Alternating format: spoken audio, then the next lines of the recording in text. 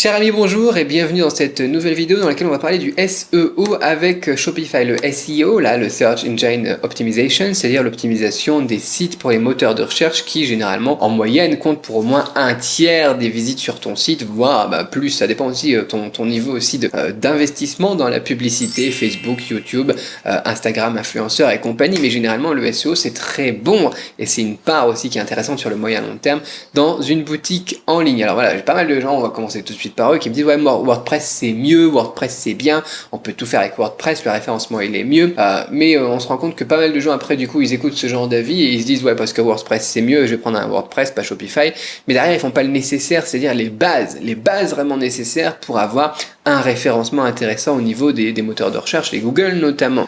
Les bases, on n'a pas besoin de technique, et j'ai envie de dire, on n'en a rien à faire que ce soit du WordPress ou du Shopify, tu vois. Et voilà, on s'en fout de la technique, on s'en fout des 200, 500 000 mises à jour, et puis les best practices, là, les bonnes pratiques, les choses à faire pour avoir un meilleur SEO qu'on nous sort chaque année, parce qu'on en a des centaines qu'on nous sort chaque année.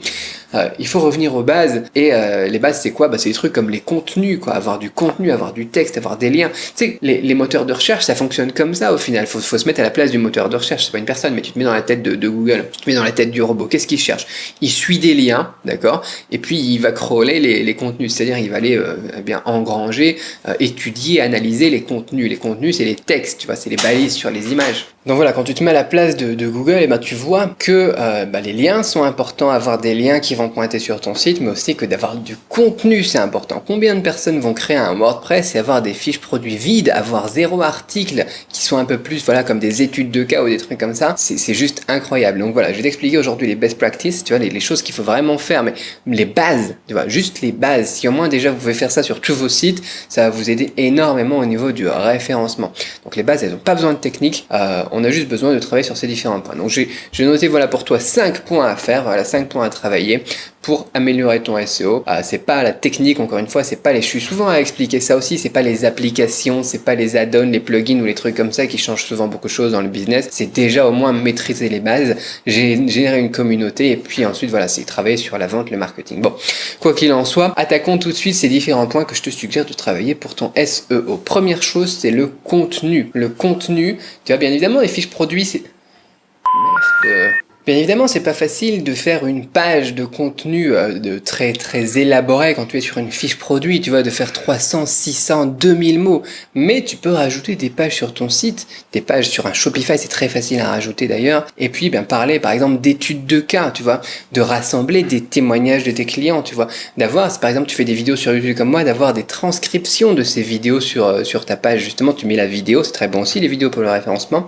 Et en dessous, tu mets la transcription au niveau du texte. C'est facile d'avoir 2000, 3000, 10 000 mots quand tu traduis une vidéo, tu vois, quand tu fais transcrire une vidéo, par exemple, par quelqu'un sur Fiverr, sur Upwork ou n'importe quoi pour toi, quoi. Donc voilà, des articles, il faut du contenu. Il faut savoir que les meilleurs résultats sur Google, généralement, c'est au moins 1800 mots, quoi. 2000 mots sur une description produit, ça va être un petit peu dur, mais ton travail sur le copywriting, etc., par exemple, que tu as mis sur une page de capture, tu peux aussi le retrouver, reformuler, reformater sur une page de ton site. Tu vois, par exemple, il y a des gens qui passent par une page intermédiaire sur ClickFunnels avec tout du copywriting, ça c'est des éléments intéressants, tu vois, ça c'est des éléments aussi qu'on va travailler, d'ailleurs aussi les pages, les funnels, etc. Bon, c'est une autre vidéo, quoi, mais au niveau du référencement aussi. Donc première chose, c'est ça, et du contenu. D'accord, des articles de blog, pourquoi pas, d'accord, mais au moins 600, 1200 mots. Et mais le plus facile, c'est vraiment les études de cas, les témoignages, les transcriptions de vidéos. C'est des mots, t'en as à l'appel, quoi. Et donc voilà, tu casses tes mots-clés à l'intérieur. Deuxième chose, c'est d'avoir des backlinks, c'est-à-dire d'avoir des sites qui vont parler de toi. Les robots, ils sont comme ça, tu vois, s'ils voient qu'il y a plein de gens qui parlent de toi sur des forums, sur des sites, etc., sur des blogs, dans des liens de vidéos sur YouTube, etc., c'est que tu mérites qu'on parle de toi au final. Donc ça, il faut l'aider un petit peu, parce que si t'attends que les gens ils parlent de toi et mettent ton lien partout, ça va être un petit peu difficile. Donc tu peux travailler à bosser un petit peu ce qu'on appelle les backlinks, donc les liens qui vont après vers tes différentes fiches produits et qui sont, si possible, sur certains mots-clés bien sélectionnés. Ça dépendra de ton business. Troisième chose, avoir un titre, justement comme pour les mots-clés, avoir un titre qui correspond à ce que les gens recherchent, d'accord? Avoir des mots-clés dans ton titre et dans ta description, hein, les premiers, le début donc de ton texte ou la description méta, tu rajoutes des mots-clés justement qui sont censés être recherchés par les personnes qui cherchent sur Google. Donc là aussi, c'est réfléchir aussi de se dire, tiens, qu'est-ce que l'utilisateur final est en train de rechercher? On travaille pas que pour les robots, on travaille pour l'utilisateur final, d'accord? Il faut que ça colle. Il faut que ça colle. Il faut que ton titre il colle aussi d'ailleurs au contenu derrière, parce qu'on va essayer d'avoir quelque chose aussi comme un petit peu putaclic, tu vois, d'avoir un titre qui accroche aussi pour que quand tu le vois dans les résultats de recherche, bah, ça soit le premier sur lesquels les gens ils vont cliquer. Donc c'est bien de travailler aussi le côté viral du titre, mais il faut que derrière ça colle à ton contenu quand même. Il y a pas mal de gens qui font des trucs viraux et puis derrière, voilà, c'est juste du putaclic justement par défaut. La traduction, la transcription de ce terme, c'est quoi? C'est de se dire que derrière, au final, c'est pas ce qu'on attendait au final.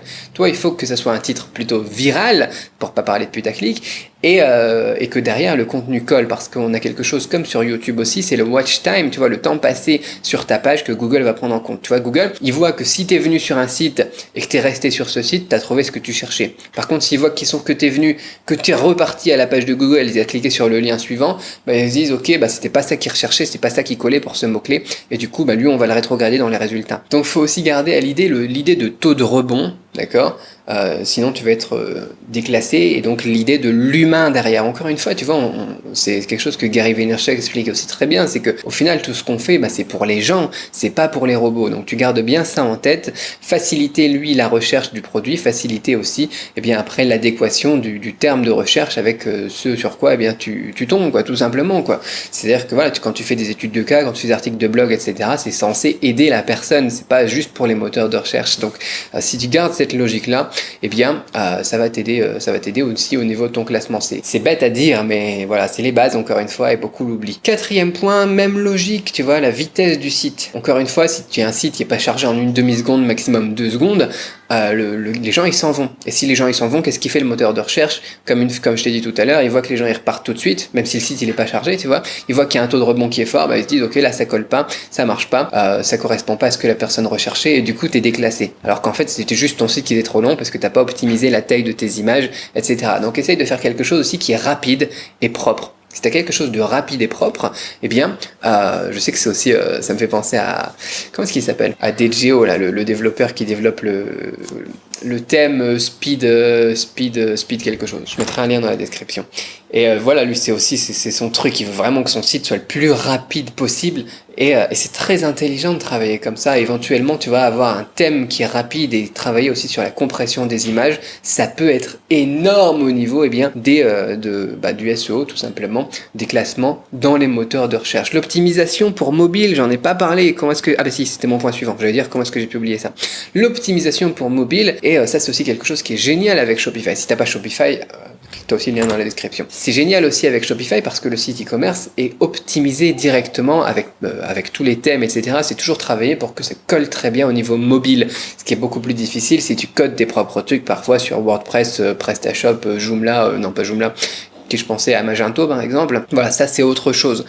Il faut que le site soit optimisé pour mobile. Les robots d'ailleurs maintenant de plus en plus priorisent et comment est-ce que ça s'appelle, index la version mobile dans un premier temps. Donc il faut vraiment que tu penses aussi dans ta tête maintenant, c'est difficile parce que voilà, les gens qui travaillent sur leur site souvent sont sur l'ordinateur, mais il faut que tu aies en première idée dans ta tête, en priorité vraiment la version mobile du site. Voilà, ça va t'aider aussi énormément pour le SEO. Voilà 5 points déjà. Si tu travailles sur ces 5 points, faut pas se poser la question des add-ons, des plugins, etc., du thème éventuellement, pourquoi pas. Mais sinon voilà, avec Shopify, on est très très bien avec Shopify pour le SEO. On peut avoir de très très bons résultats si on travaille déjà au moins les bases.